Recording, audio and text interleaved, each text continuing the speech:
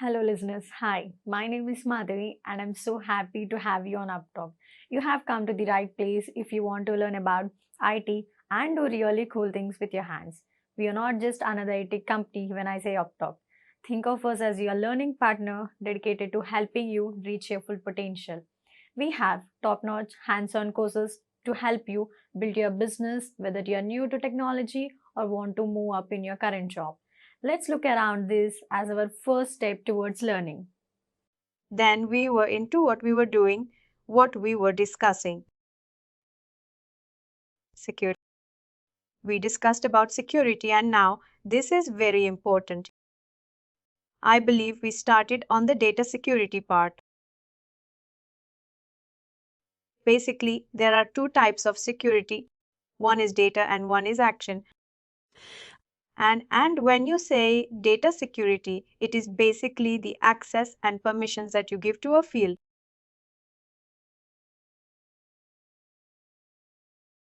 And that is governed by a policy which is called as domain security policy. And domain security policy works on collection of fields and based on the functional area. Remember, that is what we discussed yesterday, I believe.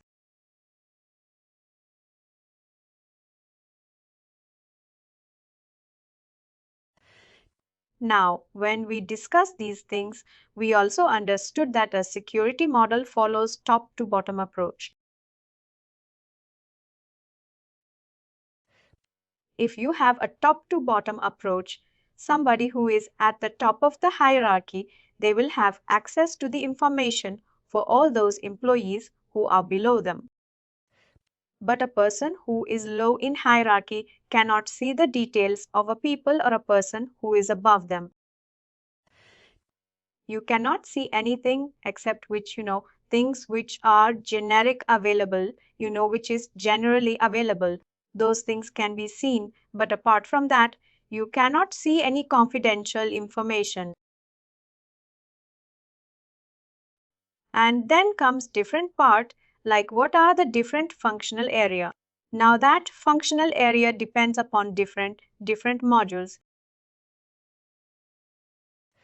For us, functional area is like personal data, compensation data, dependent data, bank information.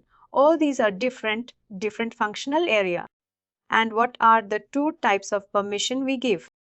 We give permissions like view and modify. That's it. We don't give anything else. Modify means everything.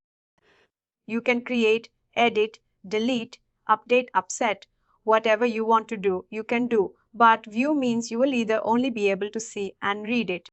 You can't do any changes there. And then we understood that the security is not given to a user. The security is given on a security group. And there are different types of security groups in Workday. Out of that, two are very important, which is role-based security group and user-based security group. Role-based is you will be used by everybody and it is created in such a way that we only give you those permissions which is required for your role, for your job duties. We cannot give you permissions which is not at all required for your job duties. And that's the reason it works on organization level. Now, what are organizations? Level guys who can explain. Really fine organization, customer organization. Predefined contains location, call center location, company call center region, and their hierarchies. We can define those roles as per that. And I give you an example that if you are creating a role for an account and you will give the permission only for the security group call center. If you're creating something for HR, then you will give it for supervisory. If you're creating for someone who is an administration department, then you will give access of company. Basically, they are related with the company. Any kind of legal documents, a building management system. They are not into any other thing. But apart from that area, you will give the access to company or company hierarchy. Then what are the other things in this? We also saw that it is not necessary that what designation you have, you can have any designation, but it is your security groups which gives you the permission. CEO's responsibility is not to configure Workday. They will use it. We will not give admin permission to CEO. They may be just an ordinary user for Workday.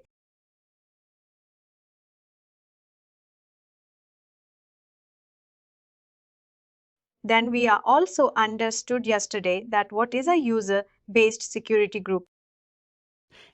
User-based security group is such security group which has much of power because that works on the tenant level, not an organization level.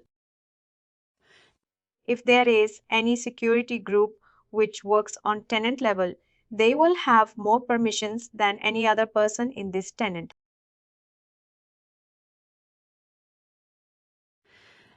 That could be your security administrator or someone who is taking care of that system administration role. They can only be given the user-defined or user-based security group. You cannot give it to anybody else. And this user-based security group is assigned to a user, not through a security. Changes that. It can be a part of the role. No, role is separate and user-based security group is completely separate. Here we assign that on a user, not a particular role. This is also a major difference, guys.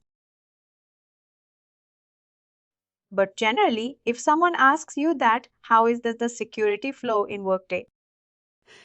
Then you can say that we generally do not assign any permissions directly to a user or its profile.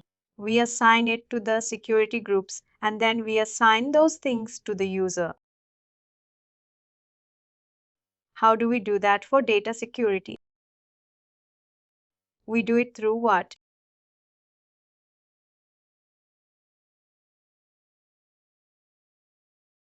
Domain security policy. Domain security policy. And for any other thing that we are doing, user-based security group. That is directly on the user. We don't have a policy there. That's another thing that we all have to keep in our mind because now what we have to do is we are going ahead and trying to configure roles, security groups, role-based security groups, user-based security groups. First of all, we will have to create a role. Once your role is created, then only we can go ahead and get into any other part of it.